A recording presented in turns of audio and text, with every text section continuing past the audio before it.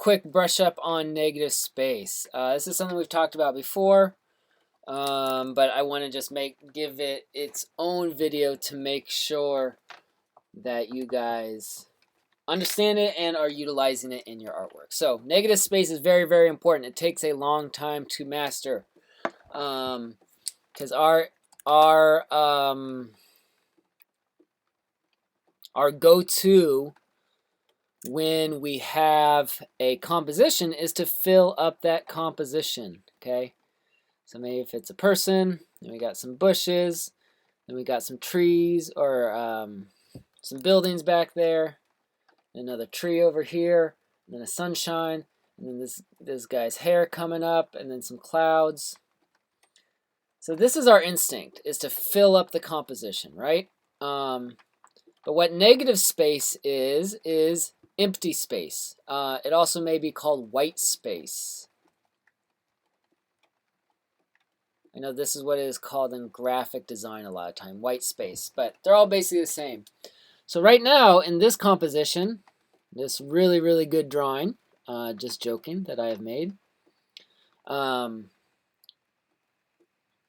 it does not have a lot of negative space. There's no emptiness in there. And so you want to be able to control how much negative space there is in a composition, and you want to be have a lot of negative space or not a lot of negative space for a specific reason. That is because the type or the amount of negative space will create a mood. So we'll talk about this in the next video where we're learning about mood. More large negative space creates a calmer, more relaxing, more peaceful composition. And a little bit of negative space will feel more overwhelming, more busy, and also can give a sense of action or movement. So if someone turned this drawing into me, I might recommend, hey, why don't you try and change that so there's more negative space in there? All right, well, how do we do that? So let's, using the rule of thirds definitely helps with that.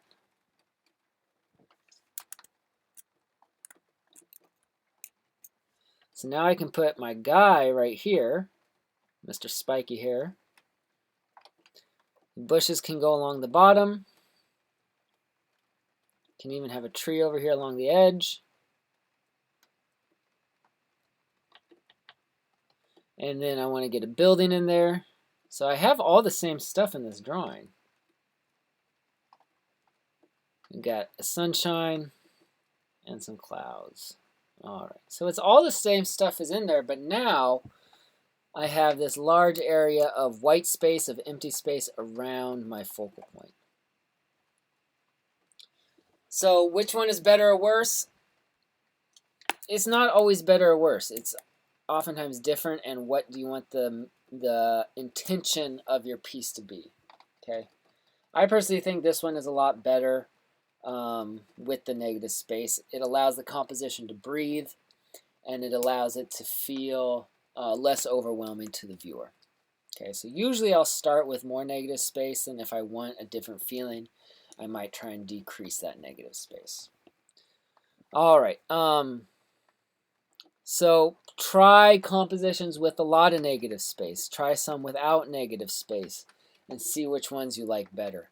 It's also a really good way to frame your focal point, meaning it's a good place to put your focal point.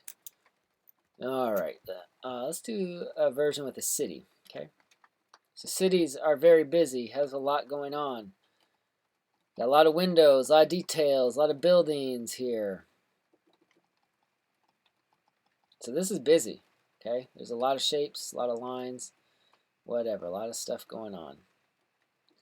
So if I wanted to have a focal point of an airplane, I wouldn't put it down here, because I'm gonna lose it. It's in there amongst all that stuff. I would want to put my airplane right here. Look at this nice negative space up here in the sky. As I said, oftentimes negative space is the sky, not always. And now that's a really good place for my focal point. Okay. Same thing with really busy. So this one has large negative space already. So let's say I want to do a jungle. Okay, so we got a guy walking through the forest. And I wanted this to feel like a busy, overwhelming jungle with a lot of stuff going on. Tall trees, some diagonal trees, brush, whatever. We got a lot of stuff. Some vines drooping down. I still kind of want to create a little halo around my focal point. So I got to get creative with how I fit this in. So now I do have a little bit of empty space, even though it's a small empty space right around my focal point. Okay, so if I took this guy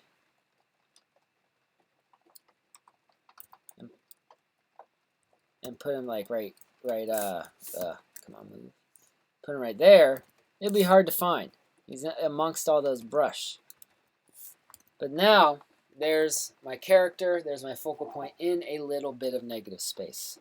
Okay, so the mood project, certain moods I will be looking for to see how you utilize negative space. So make sure you understand it, and you try thumbnails that have some that have a lot and some that have a little. Just here's a few examples of artwork that makes good use of negative space. This one's a little small, but you can see, look at this. This is an image of Batman. This is not how Batman's usually drawn, so I really love this one because of this big negative space there.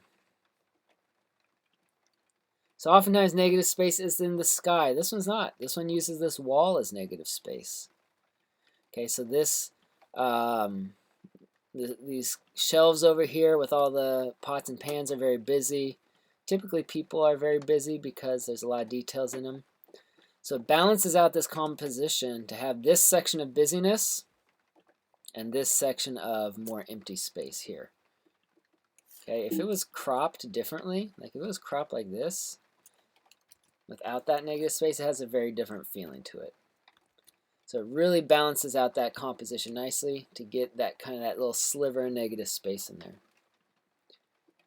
Here's a nice one too. This one does use the sky as a negative space, and it puts the focal point of, well, this one has two focal points, but it puts one of the focal points of this character in this negative space. So what a nice place to put the focal point of this guy, this little character, in the negative space of the sky. Here's an urban sketch. Again, all these buildings, very, very busy, a lot going on. So he balances that out by leaving this blank area up here. So this is literally white paper in this sketch, but it balances out nicely. So you usually want to try and achieve a balance. I would say kind of go for 50-50, 60-40 of positive space and negative space, busyness and emptiness in your artwork. Nice negative space there, busyness here. Okay. Here's a Seahawks poster. So this is very busy. This is going on. So here they made their negative space green. Seahawks action green there. It's a good place to put the two focal points. Also, if you guys ever take graphic design, it's a good place to put titles and text in negative space. Okay, now let's, here's a nice one too. This is Frank Frazetta. So here is the negative space amongst the jungle and the busyness. And that's where he puts his character and the focal point right there in this frame of negative space. Here are a couple that do not have negative space. Oh my gosh, this piece is like visually overwhelming, but the artist intended it to be that way because we got a person playing guitar, loud music, lots of motion and movement in here. So this makes sense to not have negative space in this one. Sometimes you don't want negative space, but same with this one. It's about movement, it's about action, it's about the overwhelming feeling of this rainstorm. So you don't want to intentionally just have no negative space or lots of negative space. You want to be doing it intentionally to get across a feeling in your artwork. All right, so we'll talk about this a lot more during the mood lectures, but make sure you have an understanding of this. Make sure you guys do a couple drawings. I would suggest kind of doing two like this, one with lots of negative space and one with very little bit of negative space, and just kind of see how that affects the composition, see what it does to your work.